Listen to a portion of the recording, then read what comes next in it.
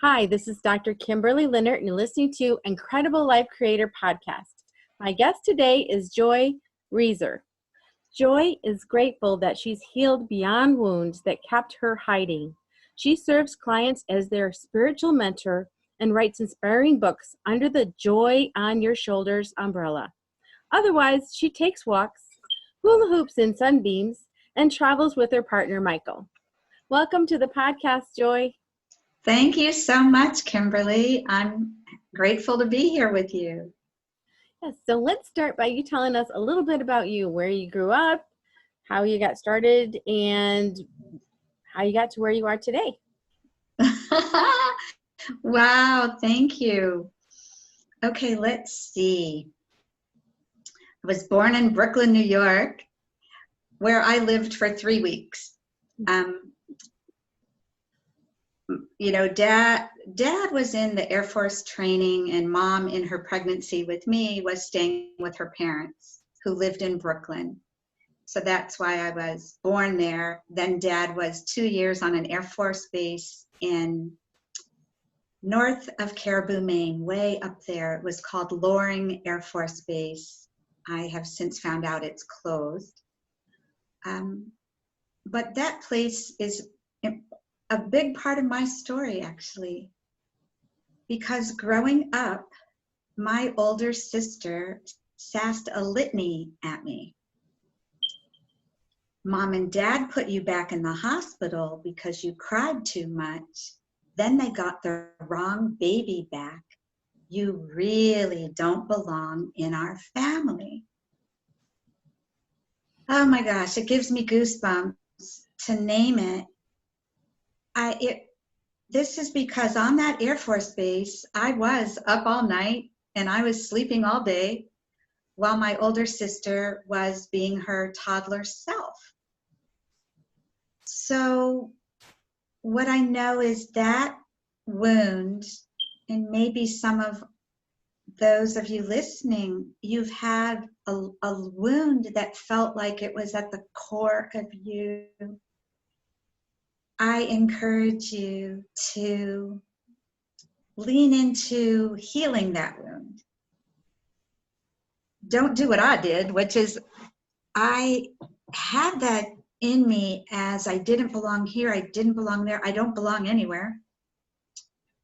I think I became like a super ego, judging everybody else and judging myself. And lo and behold, life, wow, what a journey. I would say that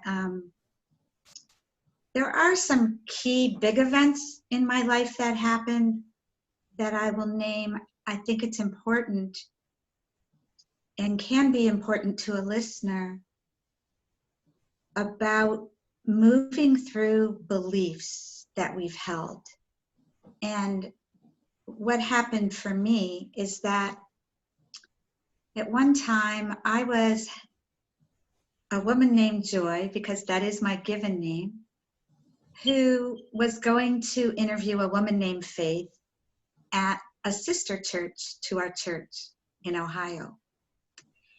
And getting onto the highway, I heard, "Don't go."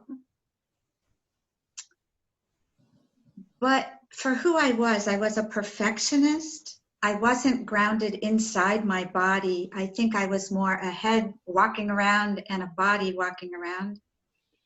And I interpreted those words, "don't go," as fear in my mind, like, oh, I'm just afraid to drive where I haven't driven. So I prayed for protection and drove off. And what happened was, a few blocks from the church, my brain registered, as I approached the green light, my brain registered that the people waiting at the red light were looking horrified. Something was going on that they could see behind me, but the minute I noticed they were horrified, a man in a van slammed into my vehicle and sent me through that green light.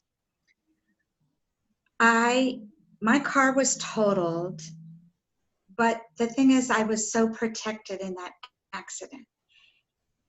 When I later went to look at the accident report, there was this very thick file, and so many people died that same day. It was May 1st, 1996. And I believe, so many people are dying every day. That day, I lived. And I was sent through a green light on a one-way street as the lead car. So I didn't get sandwiched between another car. But what had happened to my body was I ended up with neck and back, what they decided were soft tissue injuries. I had a mild concussion.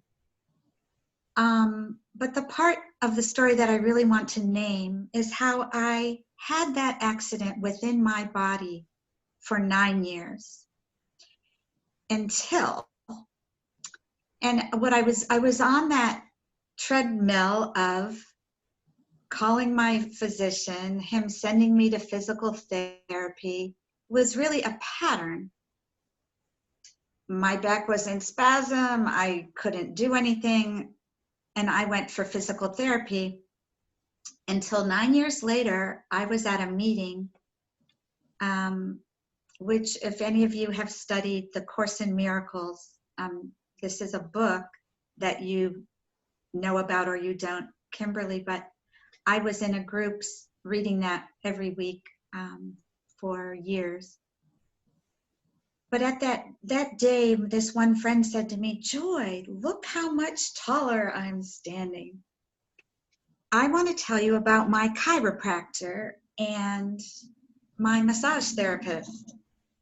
And I really heard her that day in a way I hadn't. I vaguely knew about chiropractic. I had been a doctor's daughter. And so physicians back in the day, in the 60s, and certainly even still today, they don't really agree, I don't think, with chiropractic treatment. But that day I decided, and I think in my first book I called it Cross a Bridge of Belief, or Crossing a Bridge of Belief, because that's what it was for me. It was me, probably my voice was shaking when I called the chiropractor's office. And then I went there and I'm sitting in the waiting room like, what am I doing here? Because I had been brainwashed with a belief not to ever go to a chiropractor. However, what I know is that it was a gift to who I am. And that having chiropractic treatments have been magical for my frame. Going to massage therapy has been magnificent for my being. So for decades, I was this very tight person with my shoulders up near my ears and tight in every part of my body because I held in everything as a kid. There wasn't a safe way to express feelings. And likely other people have experienced this, that our parents did the best they could, and they always do. And I was able to forgive my parents before they passed, but I know that I was a child who tucked into myself so much. Like I could hide in really small spaces. I could be really quiet.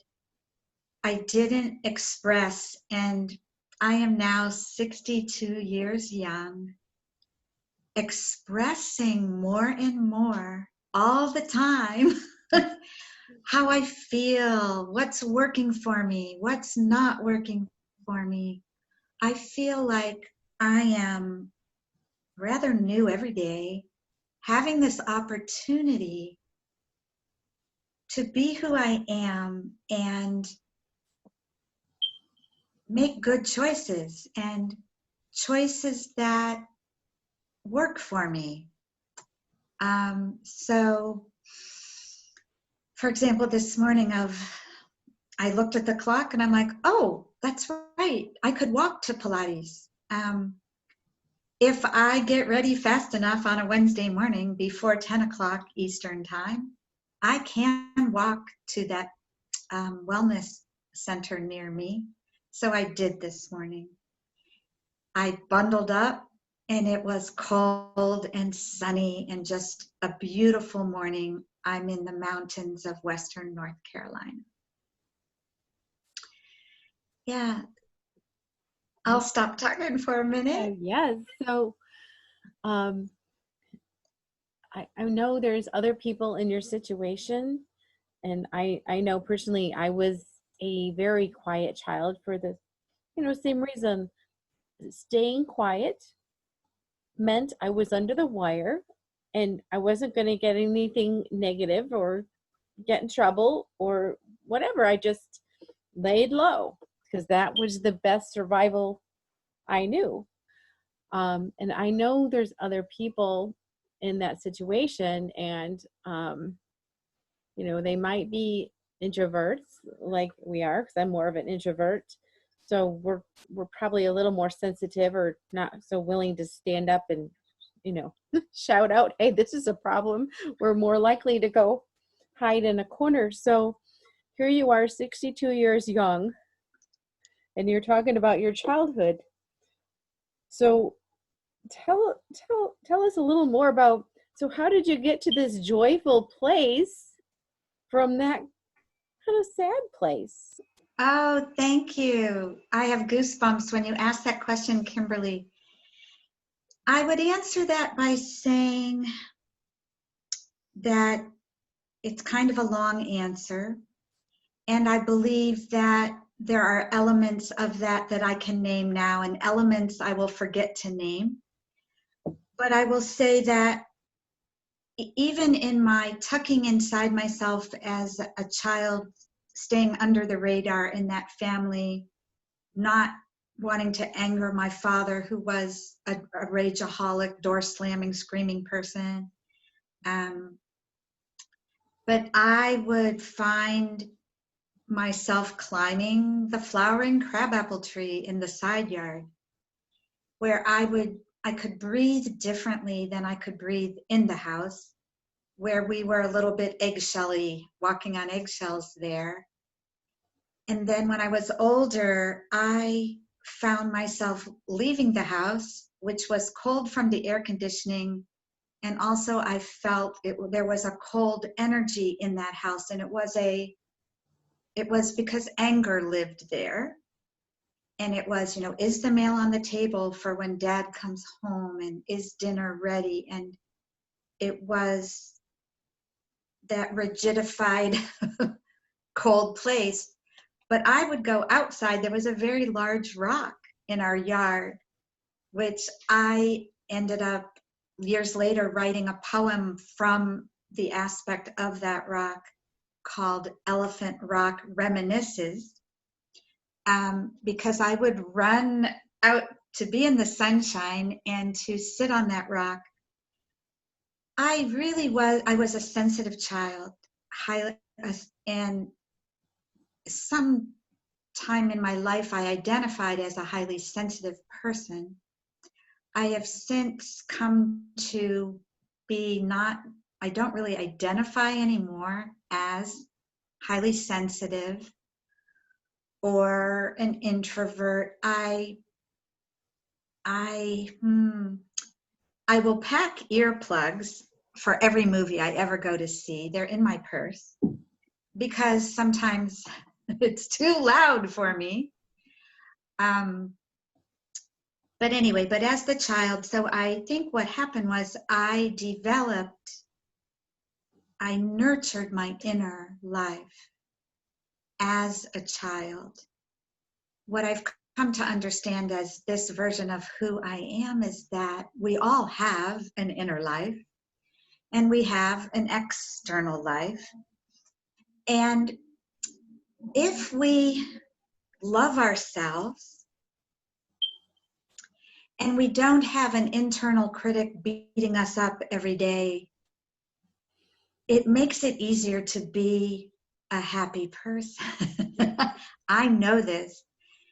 For years, I was otherwise than who I am now. And so for decades, I was I had named, I was tight in my body. I was also constipated. Nothing was moving inside me. I now have a different way to be in the world, and my frame can move differently. I'm grounded in myself, and also connecting with everything I don't see. I believe that we are like trees. Trees are grounded and reach outward and upward as they can. And I resonate with that. I believe that we are to be grounded with Mother Earth. Even we can do grounding practices by walking on the grass or sitting on the grass. I know when my knee was aching this one day, I'm like, I'm just going to sit down on the earth. And I did feel way better. There are books that have been written about grounding and practices and earthing practices. But I believe in this, that what else I could say about how I became from there to here? It was crossing bridges of belief. So that first belief of, I'll never go to chiropractic, it's a bad thing, and then going to chiropractic years later. And then that when my marriage ended, that was cognitive dissonance for me, like, what? Because I had such a deep belief I would never divorce, like that would never happen for me. But however, it did. And I see it now as just divine perfection. He and that dear former husband of mine and myself I believe we were unhealed opposites who needed to be together. We needed one another for a whole lot of reasons, and we created two magnificent sons who are thriving in the world.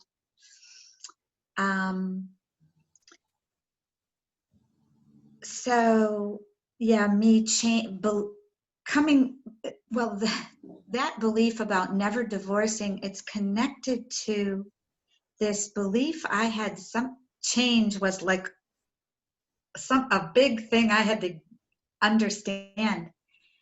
I think it had to do with the very rigid environment I grew up in, the illusion of control that I had to live my life within that family without going nuts, how I knew how to dress and when to be quiet and when to speak up. And so control, probably a lot of us, we did you said it, Kimberly, that we survived how we could survive. And that might have been in the pre-conversation that we had, or I think you said it here.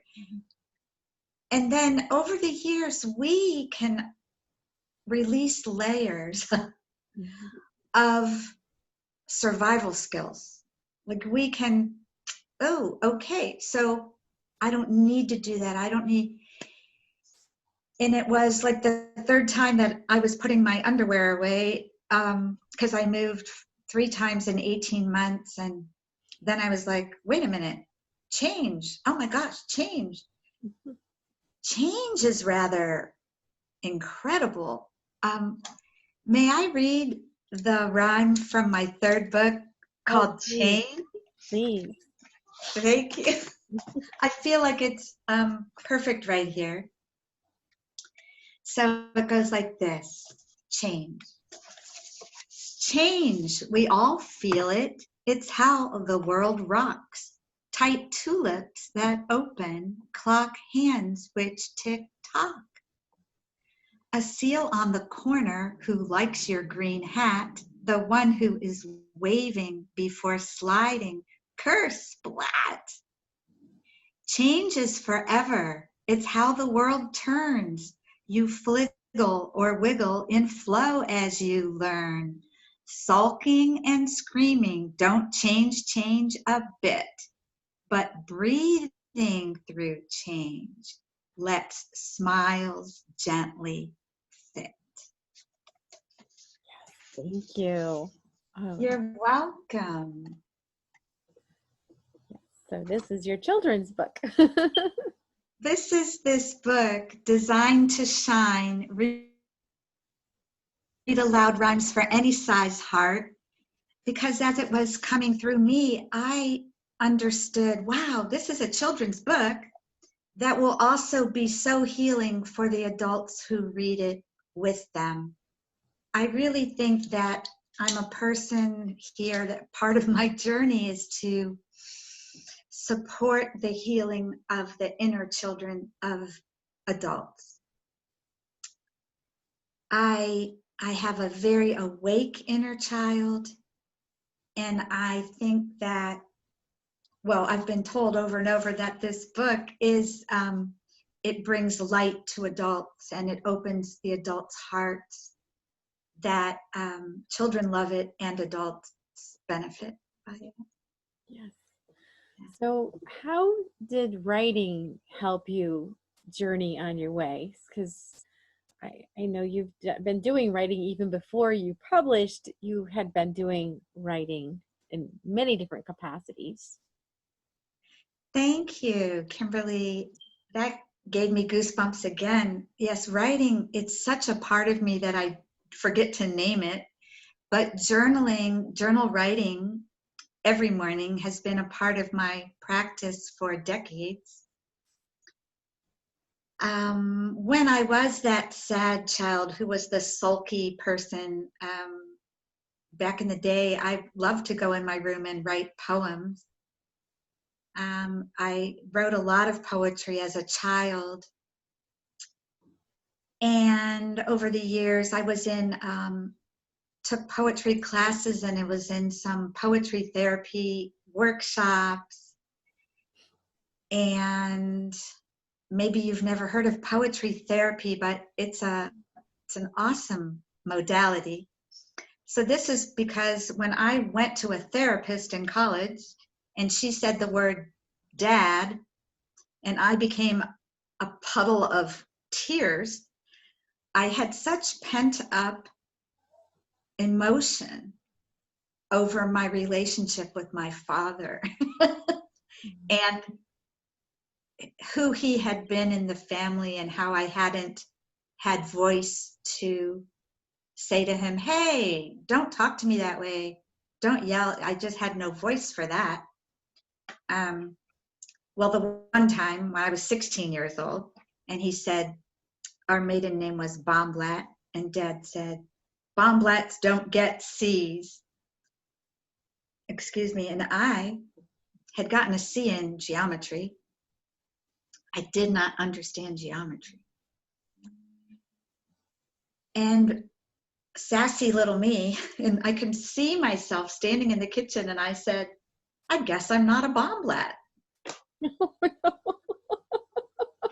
I mean, you know, for so long I'd been told I didn't belong in that family. I'm not one of you guys. I don't belong here. I seriously think I chose that family, you know, for people who have that wide belief that souls came here for a purpose and that we chose our family.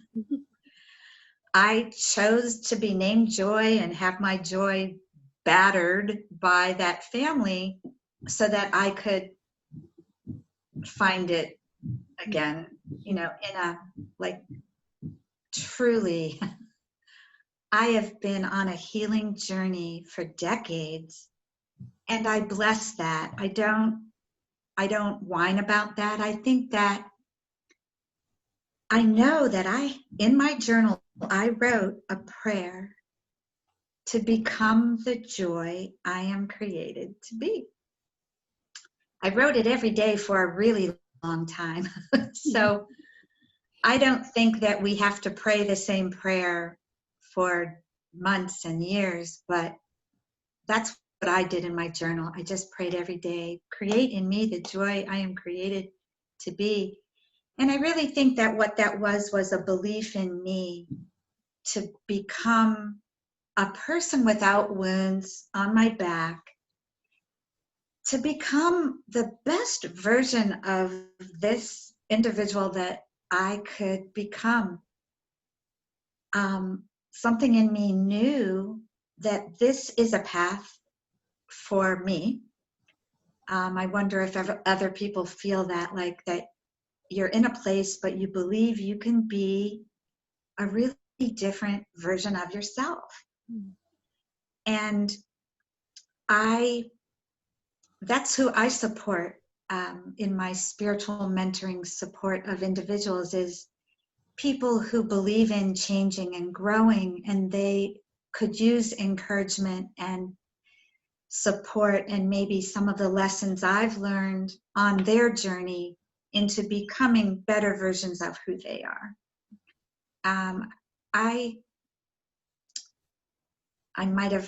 We were a couple places, so. Mm-hmm. Yeah. Yeah. Yes. So, how important is it to just proclaim who we are, or maybe who we aren't? Like you said, well, maybe I'm not, part of this family. So how important it is to just say what I actually am? I am this, or I am that. How do we find our voices to proclaim that? Yeah, wow, that's a good question. I know I wrote in my first book, Go Enjoy an Alphabetical Adventure, there's a chapter called something like I Am Matters. And that because I got that understanding that when we say, I am so sick, I am so tired of da-da-da-da-da-da, I am never going to lose this weight. But I learned at some point that those words, I am, are really powerful. So I do my best to make other I am statements, like, I am a light. I am doing the best job on my journey that I'm able. I am thriving. I am happy.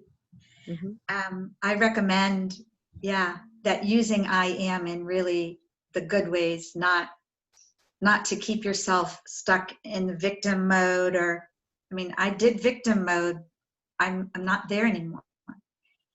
I think it's a part of a lot of our journeys that we feel like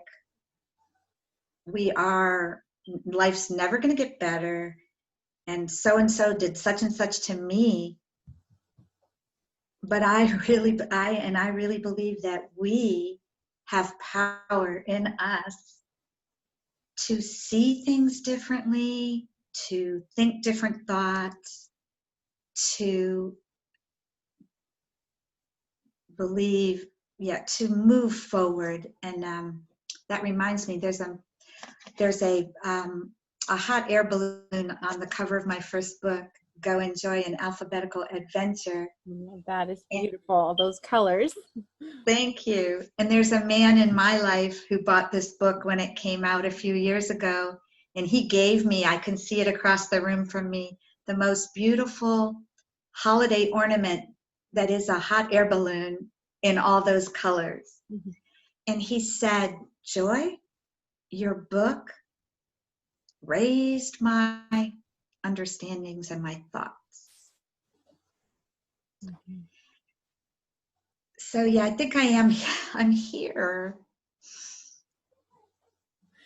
So I know that your book that you just talked about, that has the balloon on the front, it goes through A through Z, different, having the reader really take a journey. And I read your book, and it's not a linear journey.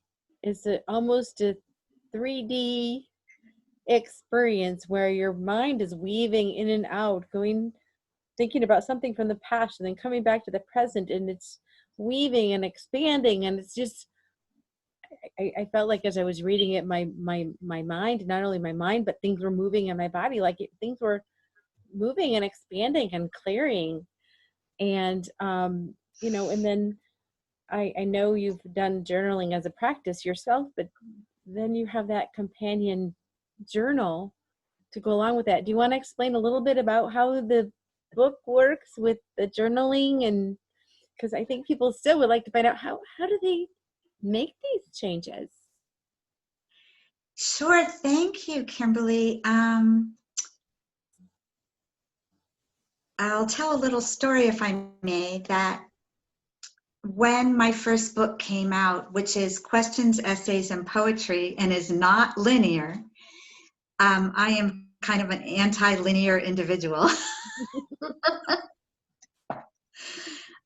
Too much order makes me a little squirrely. I'm a little too free for that. Yeah. So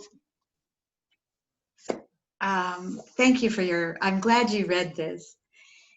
But I was leading a journaling class with this book.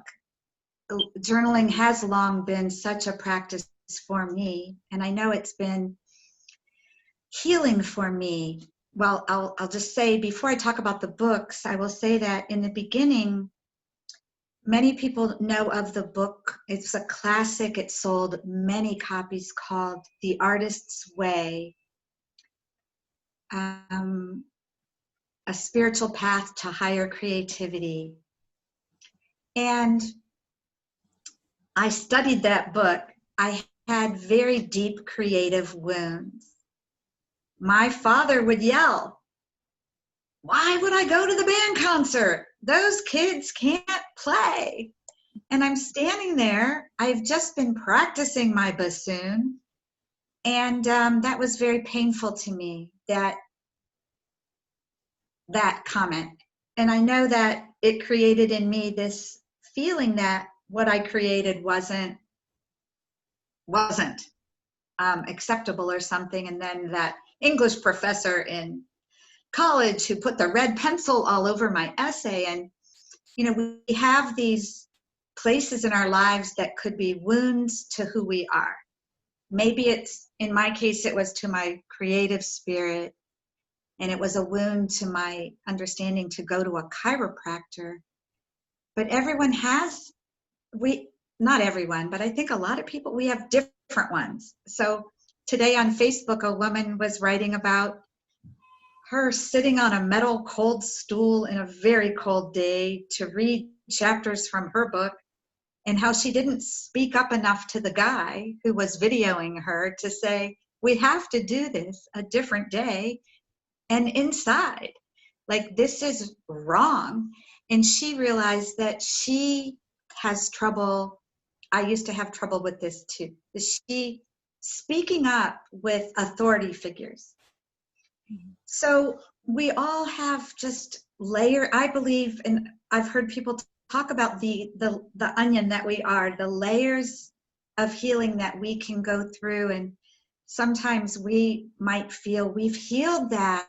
I remember crying. I was with a woman on the phone, and she's like, "I really think you would benefit by working with me." And I'm crying. I said, "I'm so tired of healing." I was exhausted trying to become a better version of me at some point in this journey. But I would say to that earlier version of myself, I would say, thank you that you didn't give up, and you hung in there, and you cried, and you had resistance, and you took breaks, and you processed, and you journaled, and you breathed. And look at you now, like, you're different. Mm-hmm. You are a kinder, better version than who you were. So I would say hang in there to that. But where were we? So how does the book and the journal go together? Thank you, Kimberly. I can get so caught up in stories that I can forget where I was because I'm in the moment here. So I'm getting ready to go to a journaling class, and I hear a voice, and it says, "How can you reach more people?" And I look up to my right where I feel this voice came from. I smiled and I said, "Thank you so much. I really appreciate you asking me this, but I'm in a rush. I cannot think about this. I have got to finish getting ready and get to the journaling class." And I went and I drove as mindfully, safely as I could, even though this was a little rattling in me of that voice. Get to the class of 2 women, and the one looks at me and says, "Joy, I don't think you understand how valuable the journaling prompts you give us are. I am growing and changing because of this class. You need to put them in a book." And I felt in my chest, my upper chest, this lightning bolt of, that's the answer to the question in the bathroom. Okay, so, it's me living this divine journey of synchronicity. Okay, so I was able, this book, Go Enjoy, Venture to Your Center, Journaling Prompts to Enliven Your Joy, actually wrote itself through my little hands and heart in 2 weeks with immense power and play. And when I read these prompts now, I'm like, oh my gosh, I wrote that, but it came with power and play in May of 2016. Kimberly, if you would like to name an alphabet letter, I can read one of these or 2 of these. Okay, what about C? C? C. C for change. Okay, let's see what C is in the journaling book. C is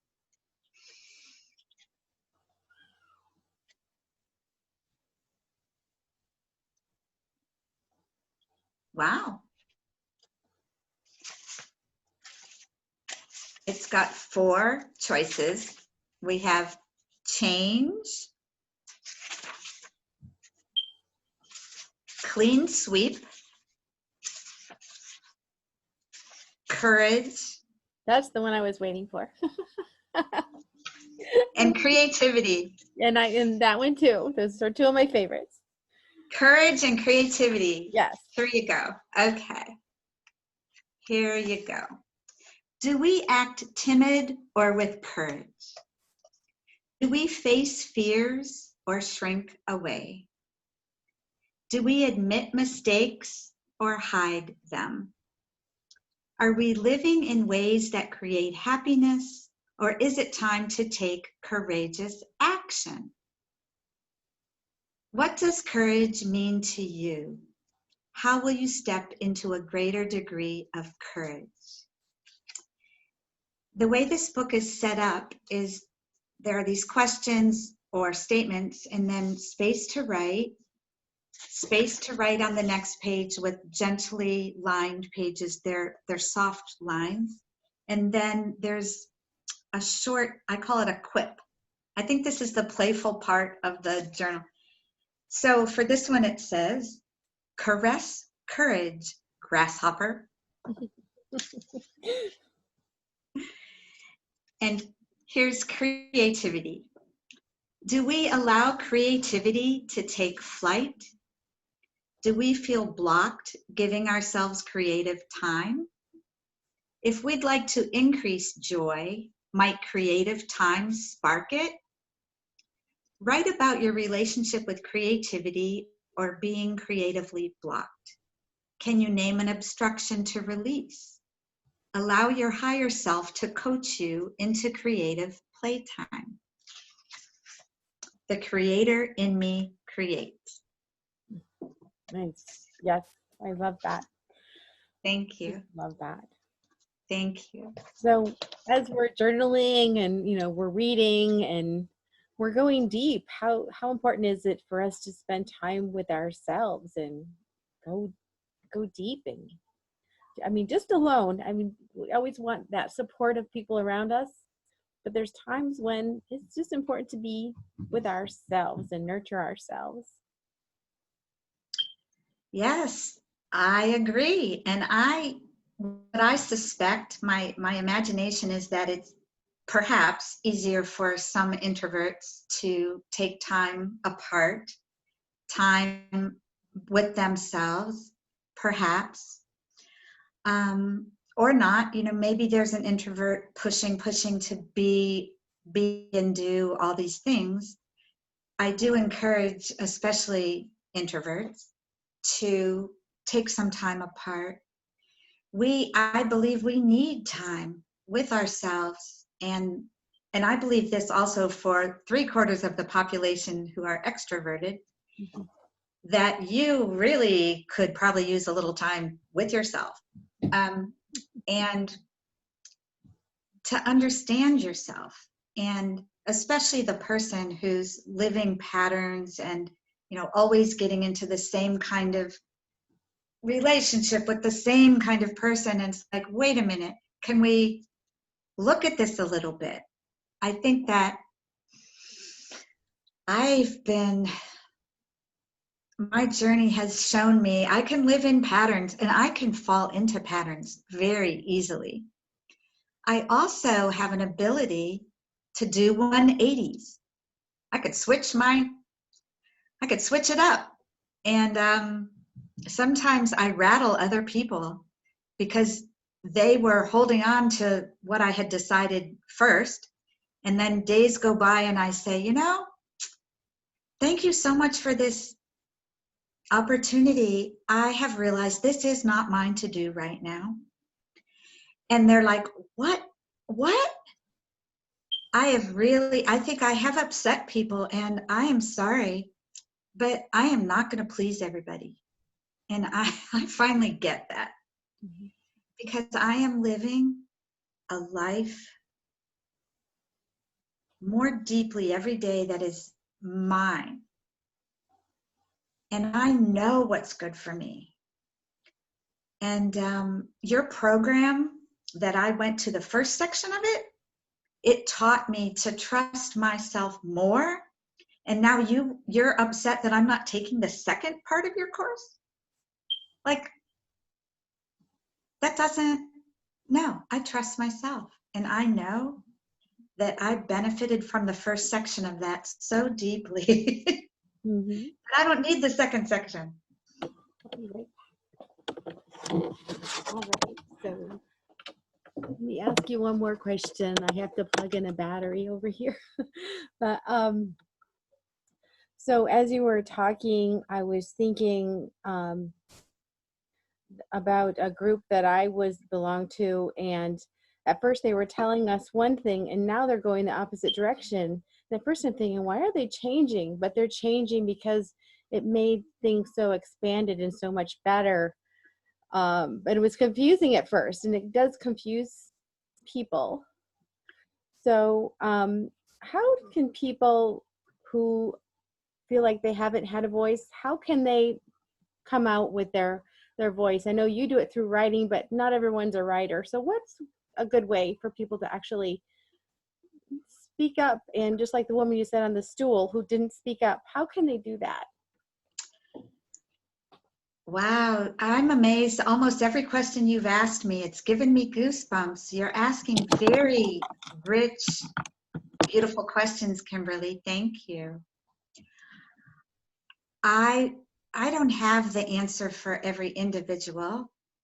I know in my own case, my throat chakra cleared in a very unusual way when I was like 53 years old or something. So I finally could speak for myself. So not only do I write, but I now you could Google my name, Joy Resor, and find me on a lot of podcasts. I love being interviewed. It allows me to express with my voice some things that I might not have ever written about. And also to encourage people. I love supporting, encouraging people onward. Like, So I would say to someone who feels quieted down inside themselves and maybe shy, maybe hesitant in the way they speak up, I would say, bless you. Bless you experimenting in your own life. And you may learn that when you speak up one time, it'll feel like you were so loud and you weren't, but you did something big. And then another day, say something else. I believe that everything begets everything. You know, when I was raising children and they taught me a sleepy child sleeps, or a sleeping child sleeps. Overtired children cannot get to sleep. And I think connection, my Pilates instructor today, I was telling her some story and she said, Joy, you are so connected. You are getting more connected. So this leads to this. Because I knew this person, I got led to you, Kimberly, and you led me to that person that I spoke to on the phone this morning. And we had a great phone conversation. I'm mailing her my books. She's mailing me her books. So connection breeds connection. And I believe that expression feeds expression. The more we believe in ourselves. And I think that loving ourselves and believing in ourselves is really critical to having more expression in the world also. That, beyond self-doubt and self-criticism and self-flagellation, there is this, what I call being comfortable in your own skin. And I am comfortable in my own skin. And that gives me freedom to be me. It doesn't, my knees don't shake when I stand up in front of a group to speak. I can speak now. So I recommend to quiet people to experiment and lean into a little more expression all the time, and maybe write notes with some expression and make statements with other expression and ask questions with other expression. Maybe do some body work to loosen up something that's being held inside you. Sometimes it's very old. Sometimes it's in people we can even talk to the 8-year-old child that we were, or the 3-year-old child, and we could say, I know you were so scared that day and you got very shut down. And you know what? You are older now. And we don't need to be afraid of speaking up. And I get amazed all the time with speaking my truth, what it leads to. It leads to clarity. It leads to gifts. It leads to connecting with different kinds of people that I wouldn't have been connecting with. I recommend speaking up more all the time. Yeah. Awesome. Yes. And this is just a sneak peek ahead because it's not posted yet, it's not published yet, but I have a guest coming up that she is a diversity person where she has worked in a man's world as an engineer.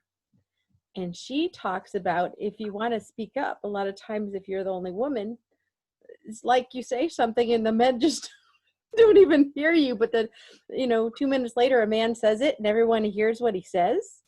And what she suggested also, and this may help some people if they're especially shy or uncomfortable, is she found a support in that group. She found one gentleman who noticed what was happening, and he would come in and chime in and say, hey, she just said this isn't this guy's original what he was saying. Sam just said this. Sam's a woman, but Sam just said this. And so she had that support. So if someone really is feeling uncomfortable, maybe you can find that person who will be your cheerleader, who will help support you. Yeah, that's beautiful to have an ally who, because how many of us experienced that? I did back in my day, where I would be around a table with a lot of different people, men and women, and I would say something and no one would, I would feel invisible. And actually, let me name that in this program I was in, where I had profound insights, and then I decided not to do the second section of it. But in the first section, I learned that I had what they called it, well, I don't want to say what they called it, but it was a deep belief in me that I didn't know was in me, that hiding is safe. And this could always be a part of some of us, that we have old beliefs. So a way might be to journal about beliefs you held earlier in your life. Because I knew I was valuing invisibility for decades. Hiding, I loved it. You don't see me, I'm good. Now I'm otherwise. I'm rather transparent and rather shining and visible. Like I don't have anything to hide, and I'm happy to support people on their journeys. I'm super happy when people read my books and they feel that they benefited from that, and then they tell other people, you know, this is how self-published books move in the world. And maybe my books came out a little too early for something, I don't know. But something in me believes that these books are healing and they will find their way onward as they can. Yes, I truly believe that. I was reading it, I just felt things moving and changing and expanding. The words were like magical. I don't know how else to describe it. I guess the listeners will just have to read it and experience it. And I have seen that on Amazon, for example. This book is rather low priced right now. Go Enjoy an Alphabetical Adventure. So you might be able to get it rather low priced. Mm-hmm. And Yes. Signed copies, I have them. If you ever want to connect with me, I can send you signed copies. Oh, that'd be awesome. So, any other highlighted aha moments in your life? Any other inspiration you would like to share from your life or from your journey? Thank you, Kimberly. Let me breathe for a minute and reflect and see what else might want to come up.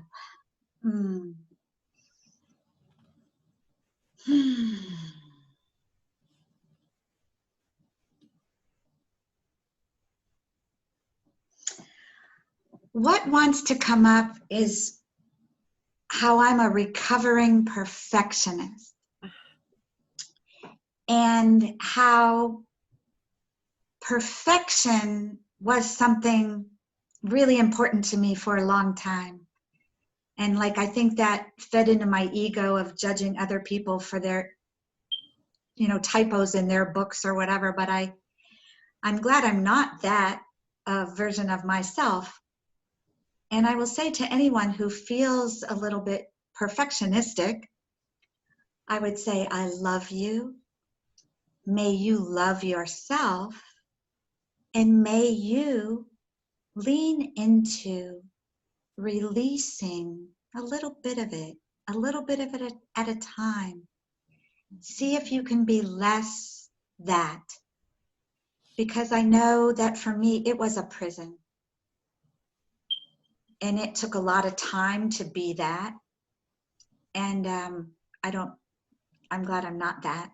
I have standards, and I'm not sloppy, but yeah, I would say be gentle with your perfectionistic ways, and and lighten up a little bit, because life, we do not know, but it could be super brief. I could think I'm going to live to 99 and I could die next year. I don't know. But so I believe in being as freed up from what's holding us in limitation or boxes, or be freed up to become more comfortable in our skin. Mm-hmm. Yeah. So that we we could talk to the homeless person, or be in a room that smells bad, or we can just Sounds like somewhat like flexibility. like we can be a little flexible and adaptable. And I think that I really believe we are meant to enjoy this journey and this life earth school, learn our lessons so that we can support other people in learning lessons, and we can be happier. We can perhaps breathe and smile more often in more places. Breathe and smile. Breathe and smile. Yeah. That's great. So, so you have an event coming up next week, December 14th, 2019, for in case people are listening later. But if you have a chance, you want to talk about that event? Thank you, Kimberly. Yes. It's called Joy Pops into Poppy's Wildcraft, which is a lovely store in Spruce Pine, North Carolina, which is near Asheville, North Carolina. And because I've had so many people, well, I've been in vendor events for a number of years where I offer my batik cotton wares that Joy on Your Shoulders has in the world, and my books. I had opportunities to say to a person, open this to a page and I can read to you. And I learned that there's magic that happens when people open one of my books and I read to them. They love my voice, and they love usually what I read, and they go, oh my gosh, I needed that. So that's what this event is. It's me sharing my books. And actually, if this gets posted like right away, see, the earlier date named for it was December 7th. So I'm going to go December 7th anyway and be there just in case anyone happens by for December 7th, because something that changed in my life. So, but I look forward to seeing all who can attend the Joy Pops into Poppy's Wildcraft in Spruce Pine, North Carolina. All right. Oh, it's from 10 a.m. to 2 p.m. on December 14th, and there'll be a preview on December 7th. Okay, great. And you mentioned your other products that you have. Do you want to talk about those? Let us know what that is. Sure, thank you. My creative journey has been pretty long and yet pretty short. But when I was able to heal the creator in me, comes along this idea one morning: beautiful fabric around the neck, positive words into the world. And for who I was when that idea came, I couldn't do much about it. I fretted about it. I called someone about it. But years later, when I decided I'm going to birth this, I opened the newspaper, and there it said, Joy's Specialty Sewing Service. I dropped the newspaper, but I found this woman in my town in North Carolina named Joy, who sewed those first, what I call radiant creations. these beautiful stoles, for lack of a better word, that ministers wear, but any person could wear this or drape it on their fireplace or over a chair. These became, and now we sell hangers. Actually, you could hang it on the wall. So I have those, and many words and expressions are available for all of my batik cotton wares. So there are the ones that you wear, the ones that are called S period, A period, C period, S period, simply adorable catch-all sacks. Mm-hmm. These sweet little bags that you could put anything in that you want. And then bookmarks that customers also use to bless their home and put them on a counter. And then there's Portable Joy, which is the one with Velcro that you can put on a purse, on a gym bag. People have put them on a crib, on a backpack. Then there's the hangers that we have that simply hang in your space. Those aren't on my website at this time. So thank you. Yeah, that's. Yes. And what is your website so people can find you? Thank you. It's https://joyonyourshoulders.com. And I named that because if you put the https:// you will find a lovelier version of the website. And you will not get the version that says, this is not secure. So yeah. Okay. It's joyonyourshoulders.com, but you can go however you want. I like to go there with the HTTPS because it's lovelier not to get that message. Yes. Yes. And then your books are available on the website, on like Amazon, but if they want signed copies, then they need to let you know. Yes, they could write to me, joy@joyonyourshoulders.com. And actually, with multiple copies of things, I can give you special pricing. And also, you could go into any independent bookstore and say, will you please order this book of Joy Reesers? Give them the name of the book, and they can order it for you. Okay. Awesome. And they will make amazing Christmas or Hanukkah or whatever holiday gifts, whatever your background. They make beautiful gifts for the holidays. They're very colorful, very beautiful, and of course the words are so beautiful. So Thank you. a question I ask everyone, so what gives you the most happiness and fulfillment in your life right now? Ooh, wow. What a beautiful question.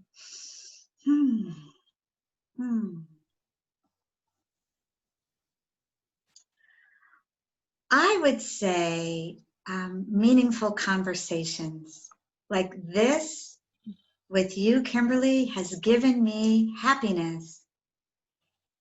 And the conversation I had with your contact this morning, it gave me happiness. Meaningful conversation enlivens my day. Yes, thank you very much. Yes, yes.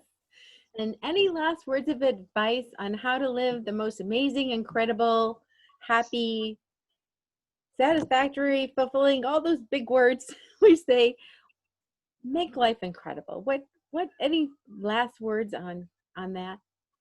Thank you. Yes, I would recommend definitely listening within yourself because for me, that led me and it's led me places. And also listen to your heart because your heart is really connected to your soul, I believe. And your soul came here for lots of reasons, but maybe one that will give you a more incredible life than pushing the widgets that you're pushing, if you're pushing widgets. Yes. Great. Well, thank you so much, Joy, for being on the podcast. Thank you for your books, your sharing, your gifts of, of your, with your all your special words on them. Everything you're offering people, because you're making changes in the world one person at a time. And when, of course, when you're doing a podcast like this or speaking, so many people at a time. So thank you so much. You are a blessing. Thank you so much for your kind words, dear Kimberly, and bless you for your service and work in the world. It was just a joy to be here with you today. Thank you very much. Yes, we'll talk to you again soon. Okay.